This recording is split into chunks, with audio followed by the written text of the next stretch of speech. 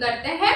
हम लोग अभी तक की जो image formation by plane mirror हमने देखा, समतल दर्पण के द्वारा जो प्रतिबिंब का निर्माण है वो, देन हमने रूल्स फॉर इमेज फॉर्मेशन वगैरह देखे, कुछ न्यूमेरिकल सॉल्व किए थे, और आज हम जो है वो कुछ केसेस देखने वाले हैं कॉनकेव मिरर या अवतल दर्पण के केस में इमेज फॉर्मेशन से रिलेटेड। तो जो लोग चैनल पे नए हैं सब्सक्राइब कीजिए, लाइक कीजिए, शेयर कीजिए भाई, your support is very valuable to me, so please be supportive और ज्यादा से ज्यादा शेयर कीजिए। आप लोगों के साइड से जो सपोर्ट मिलता है तो मेरे को भी बहुत मोटिवेशन मिलता है। तो हाँ, स्टार्ट करते हैं। जिन लोगों ने भी इसका पहले वाला वीडियो नहीं देखा हो, रूल्स फॉर इमेज फॉर्मेशन, मैं यही सजेस्ट करूंगी कि एक बार वो देख लीजिए तो ज्यादा क्लियर होगा आपको। ठीक है, तो स्टार्ट करते हैं। हम केस 1 देखते हैं। ठीक है, किसके लिए हम देख रहे हैं इमेज फॉर्मेशन? कॉनकेव मिरर, जिसको आप अवतल दर्पण बोलते हैं, उसके लिए हम इमेज फॉर्मेशन देख रहे हैं। ठीक है, तो पहला केस हम देखते हैं कि जब हमारा ऑब्जेक्ट है, जो हमारी वस्तु है जिसका प्रतिबिंब हमको बनाना है, जो भी हमारा ऑब्जेक्ट है जिसका इमेज हमको फॉर्म करना है, यदि वो इन्फिनिटी में हो, इन्फिनिटी में प्लेस्ड हो, तो हम उस कंडीशन में हमको कैसा इमेज मिलेगा? अब भाई इन्फिनिटी, तो इन्फिनिटी को किसी ने देखा है क्या कि यहाँ से 100 मीटर दूर है, 200 मीटर दूर है या 1000 किलोमीटर दूर है? आप नहीं बोल सकते इन्फिनिटी कहाँ है, आपको नहीं पता। तो ऐसे केसेस में हमको कैसा इमेज मिलेगा देखते हैं। ठीक है, चलो डायग्राम के साथ डील करते हुए चलेंगे। इस तरीके से हमारा क्या होता है भाई, कॉनकेव मिरर होता है, मैंने बताया है।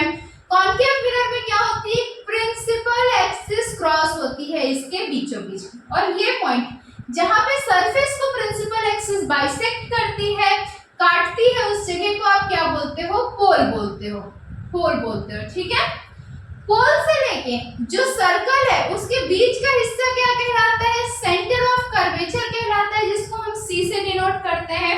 और सेंटर ऑफ कर्वेचर के बीचों बीच की जो दूरी होती है उसको क्या बोलते हैं? हम फोकस बोलते हैं। क्या बोलते हैं? फोकस बोलते हैं। ठीक, तो इस तरीके से हमको हर केस में देखना है। अब मैंने क्या बताया कि जो हमारा ऑब्जेक्ट है, जो हमारा वस्तु है, वो कहाँ रखा है? इन्फिनिटी में रखा है। इन्फिनिटी में रखा है मतलब हमको उसका कोई सिर पैर नहीं पता। तो लाइट रेस कहाँ से आ रही है? हमेशा लेफ्ट टू राइट ट्रेवल करती है। मैंने रूल्स फॉर्मेशन के टाइम पे आपको बताया था, इसीलिए बोर्ड एंड पीजी जिन्होंने भी वो वीडियो नहीं देखा है, प्लीज चेक इट वंस। ठीक है, अब जो इन्फिनिटी है हम कहाँ कंसिडर करेंगे? यहाँ कहीं पर करेंगे, क्योंकि ये लेफ्ट साइड में होगा। तो यहाँ से जो हमारी लाइट रेज है वो आ रही है। ठीक है, चलो उसको दूसरे कलर से दिखाते हैं। इस तरीके से हमारी लाइट रेज यहाँ कहीं पे हमारा ऑब्जेक्ट है वहां से आ रही है, ये आई, आने के बाद प्रिंसिपल एक्सिस से टकराई। रूल्स में हमने देखा था, रूल्स फॉर इमेज फॉर्मेशन में, कि जो भी लाइट रेज इन्फिनिटी से आती है वो किसको क्रॉस करते हुए वापस जाती है? फोकस को क्रॉस करते हुए वापस जाएगी। किसको क्रॉस करते हुए? इस तरीके से आ रही है और फोकस को क्रॉस करते हुए वापस जाएगी। इसी तरीके से ऊपर से भी कोई लाइट रे आ रही होगी, ये भी बिल्कुल आएगी, टकराएगी और फिर से किसको क्रॉस करते हुए वापस जाएगी? भाई फोकस को क्रॉस करते हुए वापस जाएगी। नीचे से भी कोई लाइट रे आएगी इस तरीके से। ठीक है, बिल्कुल आएगी, क्यों नहीं आएगी? किसी ने रोका है या नहीं रोका है? ये भी किसको क्रॉस करते हुए वापस जाएगी? ये भी जो है वो फोकस को क्रॉस करते हुए वापस जाएगी। तो हमारा इमेज कहाँ पे फॉर्म होता है? बहुत सारे लाइट रेस आते हैं, आने के बाद सरफेस से टकराते हैं और टकरा के वापस जाते वक्त जिस पॉइंट पे वो सब इंटरसेक्ट करते हैं, एक दूसरे से मिलते हैं, उनके मीटिंग पॉइंट को ही हम इमेज फॉर्मेशन का पॉइंट बोलते हैं। इसका मतलब हमारा इमेज का पोजीशन कहाँ पर होगा? भाई बिल्कुल फोकस पे होगा। फोकस पे क्या होगा? इमेज का पोजीशन होगा। कब? जब हमारा ऑब्जेक्ट इन्फिनिटी में रखा है। इसका नेचर कैसा होगा? इसकी प्रकृति कैसी होगी? तो इसका जो नेचर होगा वो होगा, ये इमेज बिल्कुल रियल होगा। रियल क्यों होगा? क्योंकि लेफ्ट साइड से हमारी लाइट रेज आ रही है और लेफ्ट साइड में ही ये इमेज फॉर्म हो रहा है, इसलिए रियल होगा। और साथ ही साथ इन्वर्टेड होगा, मतलब उल्टा होगा। इन्वर्टेड मतलब क्या होगा? उल्टा होगा। मतलब यदि ऑब्जेक्ट इस तरीके से रखा हुआ है तो इमेज जो है वो ऐसा कुछ फॉर्म होगा। इसका साइज क्या होगा? इमेज का वेरी स्मॉल या पॉइंट साइज होगा। पॉइंट साइज, या पॉइंट साइज नहीं बोलोगे तो वेरी स्मॉल, बहुत छोटा इमेज, यहाँ पे बहुत छोटा प्रतिबिंब हमको मिलेगा। किस केस में? क्योंकि जब हमारा ऑब्जेक्ट जो है वो इंफिनिटी में रखा है उस केस में। ठीक है, क्लियर है? जब इंफिनिटी से लाइट रेज आ रही है तो आने के बाद वो टकरा के वापस जाते वक्त सब के सब फोकस में मिल रही हैं। सिंस इसका इमेज का जो है सबके सारे के सारे पॉइंट ऑफ इंटरसेक्शन कहाँ पर है? पॉइंट ऑफ इंटरसेक्शन फोकस में है, तो इमेज हमको कहाँ पर मिलेगा? फोकस में मिलेगा। इसकी प्रकृति कैसा है, इसका नेचर कैसा है? तो बिल्कुल सच्चा और उल्टा, रियल एंड इन्वर्टेड इमेज हमको यहाँ पर से प्राप्त होगा। साइज क्या होगा? तो बहुत स्मॉल या पॉइंट साइज जिसको हम बोलते हैं उस तरीके का हमको इमेज या प्रतिबिंब यहाँ पे मिलेगा। ठीक है, सेकेंड केस देखते हैं। अच्छा, जिसको भी कुछ भी डाउट है बिल्कुल पूछ सकते हैं। ये जो पॉइंट है थोड़ा सा कंफ्यूजन होता है इसमें, जो लोग आर्ट्स कॉमर्स या बायोलॉजी फील्ड वाले होंगे उनको थोड़ा ज्यादा कंफ्यूजिंग लग रहा होगा। बिल्कुल हो सकता है, क्यों नहीं होगा। तो इस नाम से जिसको भी थोड़ा सा भी डाउट आता है बिल्कुल आप कमेंट सेक्शन में कमेंट करके पूछिए। जैसे ही मैं कमेंट्स देखूंगी, जब भी देखूंगी और मिल पाएगा टाइम तो मैं बिल्कुल रिप्लाई करूंगी। ठीक है, सेकेंड केस देखते हैं हम। सेकेंड केस कैसा होगा? जब हमारा ऑब्जेक्ट, जो हमारी वस्तु है वो कहां पर प्लेस होगी? Behind centre of curvature. Behind centre of curvature मतलब सेंटर ऑफ कर्वेचर के पीछे या सेंटर ऑफ कर्वेचर के बहुत आगे। ठीक है, समझते हैं ये क्या कहना चाह रहा है। फिर से हमने क्या किया, एक कॉन्केव मिरर का जो है वो ड्रॉ कर लिया। कॉन्केव मिरर में इसके पिछला हिस्सा क्या होगा भाई? बिल्कुल पॉलिश्ड होगा। प्रिंसिपल एक्सिस यहाँ से जाएगी, इसको क्या बोलते हैं हम? पोल के नाम से जानते हैं। यहाँ कहीं पर क्या होगा? हमारा सेंटर ऑफ कर्वेचर होगा, इनके बीच में क्या होगा? फोकस होगा। ठीक है, ये मैंने बार बार बताया है आप लोगों को, इसलिए अब मैं फास्ट अप कर रही हूँ। इसमें क्या बोला है? हमारा जो ऑब्जेक्ट है वो कहाँ पर प्लेस्ड है? Behind centre of curvature. कहाँ पर बोल रहा है भाई? Behind centre of curvature. Behind centre of curvature मतलब सेंटर ऑफ कर्वेचर के पीछे इधर कहीं पर हमारा क्या होगा? ऑब्जेक्ट होगा। सपोज हमारा जो ऑब्जेक्ट है वो क्या है? एक कैंडल है। ठीक है, एक कैंडल है, तो ये रहा बिहाइंड सेंटर ऑफ कर्वेचर। अब इस कंडीशन में हमको इमेज कहाँ पर मिलेगी समझते हैं। ठीक है, सपोज ये एक लाइट रे है, यहाँ पर से निकल रही है, यहाँ से निकल के जा रही है, जा रही है, जा रही है, जा रही है, जा रही है, जा रही है। इसको सरफेस को क्रॉस किया। सरफेस को क्रॉस करने के बाद ये कैसे वापस आएगी? इस तरीके से वापस आएगी। ठीक है, ये थोड़ा सा टेढ़ा मेढ़ा बन गया, चलो कोई नहीं, करेक्ट कर लेते हैं। ये इस तरीके से जो है वापस आएगी। ठीक है, थोड़ा सा इसको आप लोग देखिएगा। देखो, जो हमारा इमेज फॉर्मेशन का रूल है वो क्या कहता है कि जब भी कोई ऑब्जेक्ट सेंटर ऑफ कर्वेचर के पीछे या बिहाइंड सेंटर ऑफ कर्वेचर पास होती है तो हमको उस कंडीशन में जो हमारा पॉइंट ऑफ इंटरसेक्शन कहाँ होता है? सी और एफ के बीच में होता है। कहाँ पे होगा भाई? सी और एफ के बीच में होगा। चलो इसको मैं थोड़ा अच्छे से क्लियर कर दूं, वरना आप लोग बोलोगे कि लाइन सही से नहीं बनाती। ठीक, चलो ये हो गया। लाइट रे इस तरीके से आई, उसने यहाँ से क्रॉस किया। दूसरी लाइट रे भी हम लेके आते हैं, बिल्कुल लाएंगे। ये आई दूसरी लाइट रे भी आने के बाद यहीं से क्रॉस हुई। ठीक है, हम नीचे से भी कोई लाइट रे ला सकते हैं लाने को, तो ठीक, नीचे से भी हम कोई लाइट रे ला सकते हैं, पर अभी नहीं लाएंगे। चलो इस तरीके से जो है, क्योंकि ऑब्जेक्ट तो हमारा ऊपर रखा हुआ है तो नीचे क्यों लाएंगे। ठीक, अब यहाँ पर हम देखते हैं कि हमारा इमेज कहाँ पर बन रहा है? यहाँ कहीं पर बन रहा है। मतलब सी और एफ के बीच में सेंटर ऑफ कर्वेचर और फोकस के बीच में पॉइंट ऑफ इंटरसेक्शन है और यही हमको इमेज मिल रहा है। अब देखते हैं कि इमेज का पोजीशन क्या है। तो पोजीशन हमको क्लियर हो गया, क्या है? Between C and F, centre of curvature और फोकस के बीच में हमको क्या मिला? हमारे इमेज का पोजीशन या हमारे प्रतिबिंब का जो पोजीशन है वो मिला। ठीक है, ये इमेज कैसा बनेगा? इस तरीके से बनेगा। ठीक, छोटा सा जो है इस तरीके से आपको इमेज मिलेगा। तो इसका नेचर कैसा हुआ? इमेज जो था, ऑब्जेक्ट हमारा कैसा था? ऐसा था, सीधा था। और इमेज हमको कैसा मिल रहा है? इमेज हमको ऐसा मिल रहा है, टेढ़ा मिल रहा है। मतलब real and inverted, real and inverted. Real image का क्या मतलब होता है, लाइट रेज बाएं साइड से आ रही है और इमेज भी जो सरफेस के बाएं साइड हो रहा है, ठीक है।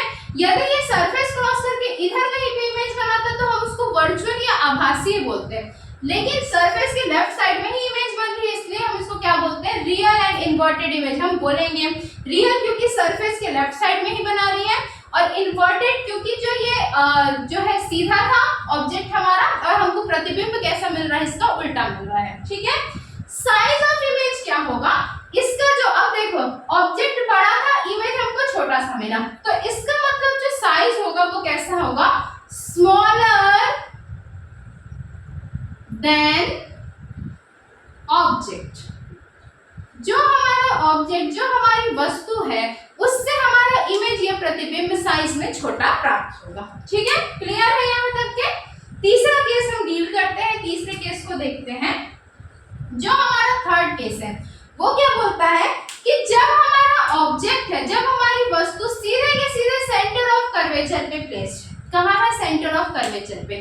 पहले केस में हमने क्या देखा, इंफिनिटी में है। दूसरे केस में क्या हुआ, थोड़ा पास आ गया, इंफिनिटी से सेंटर ऑफ कर्वेचर के पीछे रखा गया। अब तीसरे केस में क्या होने वाला है भाई, तीसरे केस में जो हमारा ऑब्जेक्ट है वो सीधे के सीधे सेंटर ऑफ कर्वेचर पे ही प्लेस्ड है, ठीक। ये हो गया आपका पोल, ये हो गया आपका सेंटर ऑफ कर्वेचर, यहाँ कहीं हो गया आपका फोकस, ठीक है। तो हमारा ऑब्जेक्ट कहाँ पर प्लेस्ड है, फिर से हम एक कैंडल ले लेते हैं हमारा ऑब्जेक्ट बनाने के लिए, ठीक। ये हमारा कैंडल हो गया, हमारा ऑब्जेक्ट हो गया। अब जब कोई वस्तु, कोई ऑब्जेक्ट सेंटर ऑफ कर्वेचर पे प्लेस्ड है तो अब इसमें वापस से इससे क्या होगी, लाइट की जो वेव्स है, एक्चुअली इसका ना थोड़ा सा बड़ा डायग्राम बनाना चाहिए था, स्पेस की कुछ कमी हो गई है, चलो डील करते हैं। इसमें उतना क्लियर आपको दिख नहीं पाएगा जितना दिखना चाहिए, इसको रफ करके इसको ऐसे ही बता दूंगी। थोड़ा सा बड़ा बनाते हैं इसका ताकि अच्छे से क्लियर हो आप लोगों को।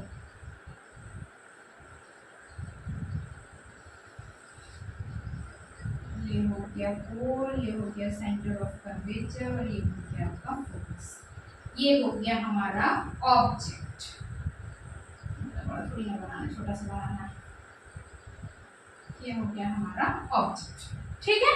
अब देखते हैं कि जब लाइट रेज जो है वो क्या करेंगी, जब कोई लाइट रे सेंटर ऑफ कर्वेचर से आती है तो ये सेंटर ऑफ कर्वेचर को पास करते हुए ही वापस जाती है।